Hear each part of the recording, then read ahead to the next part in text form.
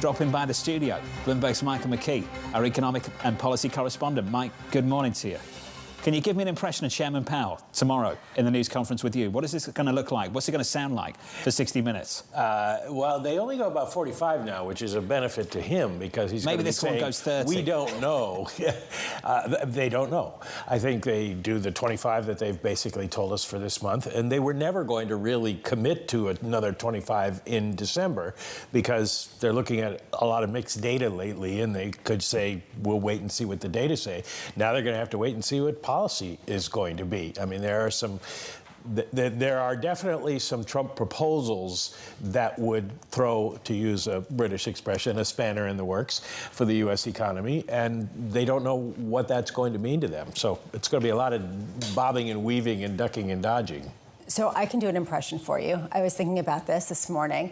Basically, we look at the data we have, we respond to it. There is a moderation in the labor force. We have seen that inflation has moderated and seems on a downward trajectory to our 2% goal. So we are on a path to cut rates incrementally, but we will evaluate data as it comes in.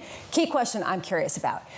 How do you interpret the long end of the yield curve rising so significantly? How concerned are you about what that signals if it does tighten financial conditions at a time where you think that this economy is fragile, and if it doesn't, about where the neutral rate is?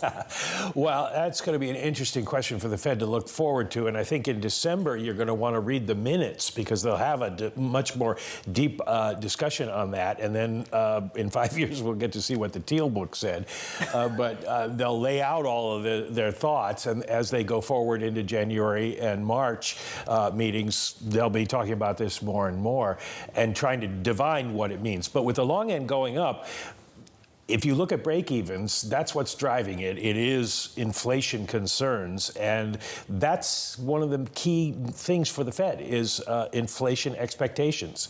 So we get Michigan sentiment on Friday, but I think we got the Michigan sentiment. It's not going to tell us much about inflation because of the limited amount of time in that survey. But that's something to watch in the future. Marie, that was too. good. Mike, I like that. Well, we did. I mean, we're waiting on the House, but I'm hearing many people think potentially it's going to be a trifecta, reading the tea leaves.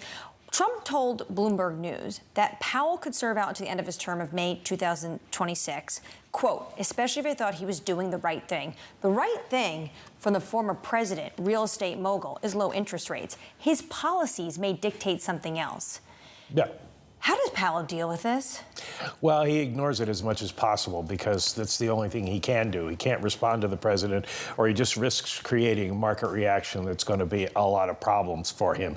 He will get the questions tomorrow, no doubt about it, and he'll say, our job is to focus on the economy, and I'm not going to comment on anything else. But it is a question because I don't want to say you can't believe anything Trump says, but you can't believe anything Trump says. So if he says he can serve out his term, he may change his mind and decide, I want to try to fire the guy. Who knows what would happen then? We all end up in court, but who knows? I've refined that point. I don't think you can believe anything anyone says on the campaign trail.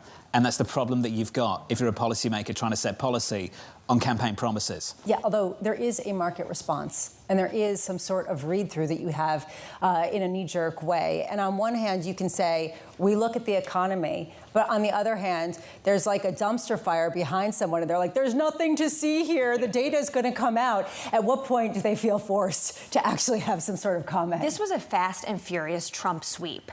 This was 2016. You have to think Jay Powell last night and this morning was thinking, I wish it was 2020. I wish I can go into this meeting and say, we can't comment because we don't know. They do know. And they do have an idea of how Trump 2.0 will be because they can look at Trump 1.0.